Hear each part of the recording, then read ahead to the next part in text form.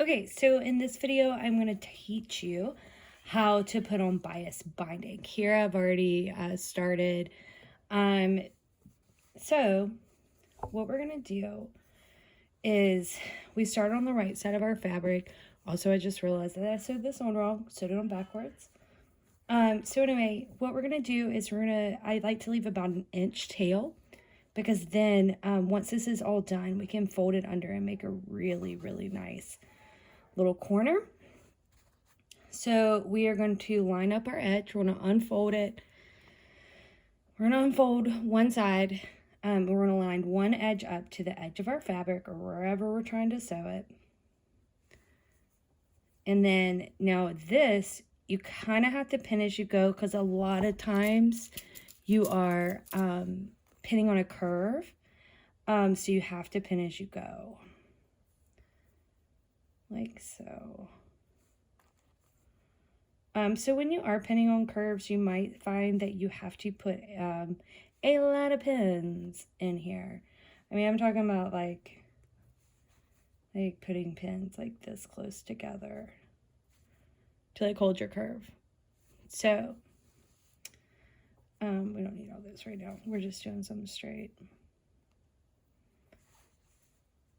There we go. Pin one at the very edge.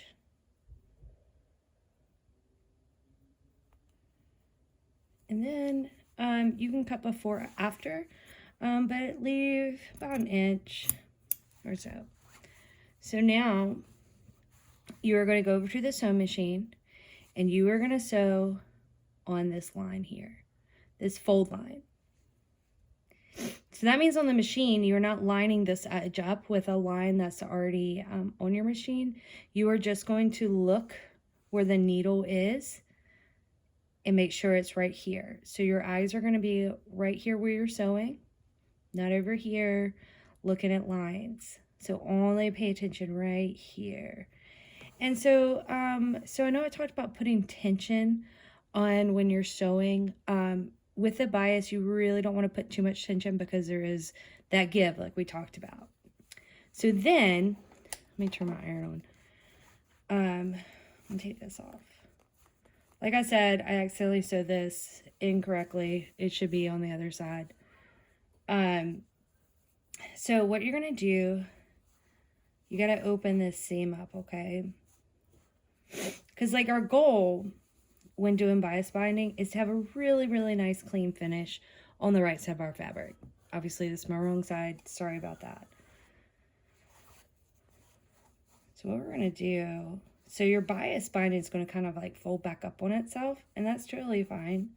We're going to take our iron. We're going to iron this.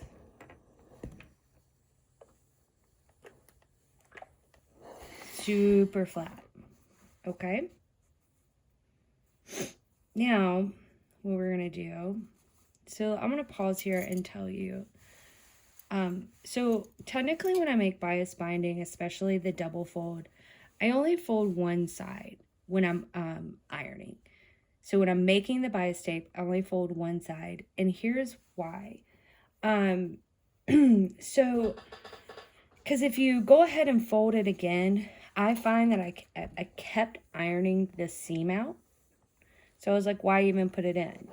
But I'm going to tell you why I'm doing that in just one sec. So when I make bias binding for projects, I typically only fold one side up, sew that on, and then this side is free for me to fold slightly different. So our goal here is we're going to need to tuck this under at some level, roll it over, and then we're going to stitch on the front. And I know that sounds really complicated, but it's not at all. So what I'm going to do is I want to cut... So my seam's here. I'm going to cut this down just a little bit. So I'm going to cut it probably in half. So this is what's going to be inside the bias fold sandwich. Okay. So basically all this really does is this just removes bulk and just allows things to be easier to work with. So when you're trying to make this little sandwich here, not having a ton of fabric in there is definitely going to help. So what I'm going to do is I'm actually, so you can kind of see where this line is, where it was previously folded. I am going to fold that in half. Now guys, this is like how I do it. There are so many ways to skin a cat when sewing. Like seriously, like if you're like, wow, Carol, this is way too much. This is too many steps. I like how this person does it better. Like freaking go for it. This is how I found that I like it and how I was taught to do it kind of, and just like what makes sense to me.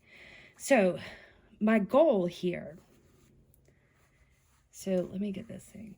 My stitches are right here, right on that seam. That's where my stitches are.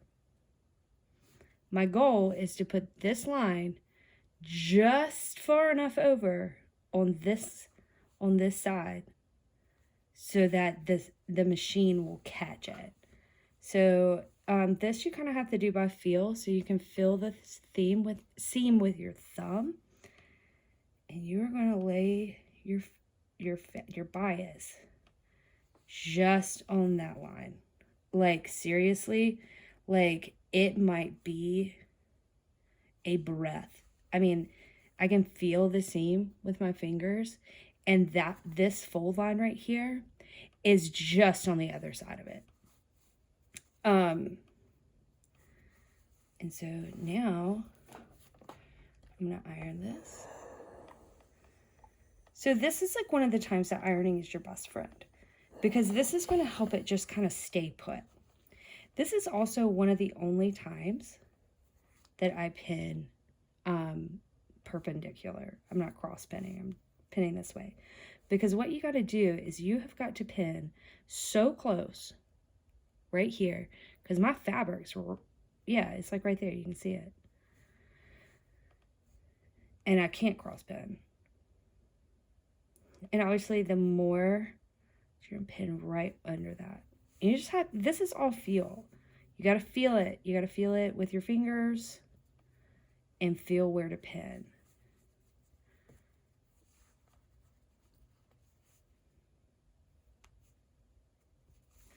And you do end up having to pin this a lot, especially when you're on a curve.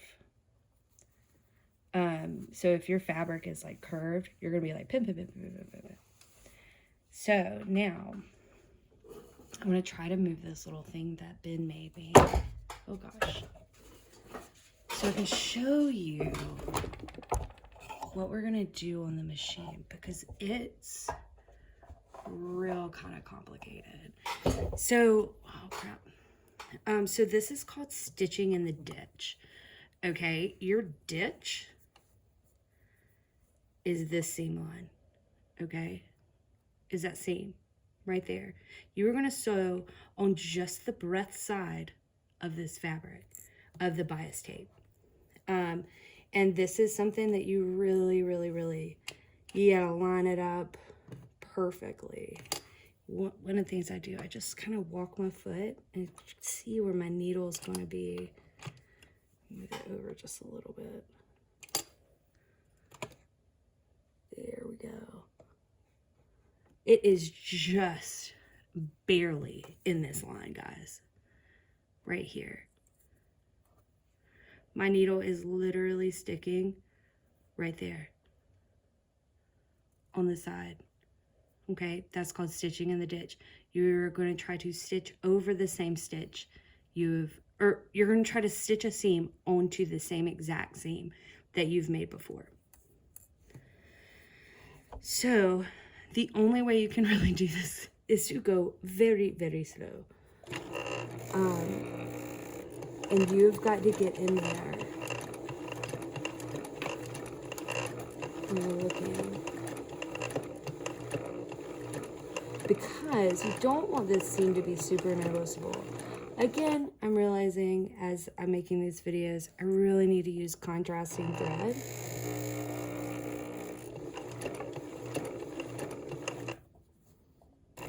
And you know what, if it goes too fast for you, or you get off a little bit, just slow it down or stop and like take a break, readjust. This is a process that is slow, because you really want it to be accurate. You don't want this seam to be like, ooh, you know, like you really, really want this to be accurate, because it's going to make your work look a lot more professional.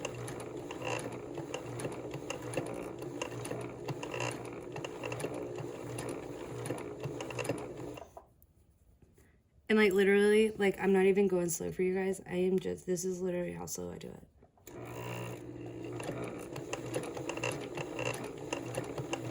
Because I am riding that line.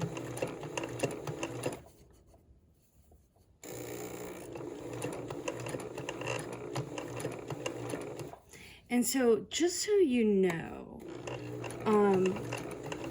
the reason why I unfolded, ironed, did a smaller fold is because I was finding that when I was folding it back to do this part, it just like was a breath too short, and I was stretching and pulling the bias tape like out of alignment.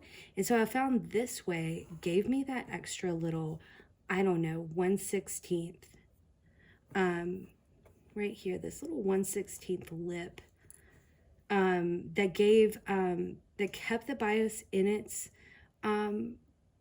its placement. What is it? It kept it without warping. That's the word I'm looking for. But it also gave me a little bit more, so I wasn't like struggling with it. Okay, grab my scissors.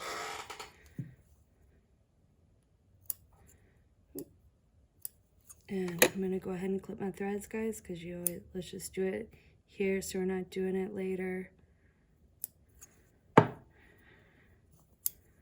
All right, so there you go. So it looks really nice, and you can actually see through with the light. You really see where I stitch is like right on the same, but it gives that nice, really clean edge. And so yeah, that is how you put on bias binding.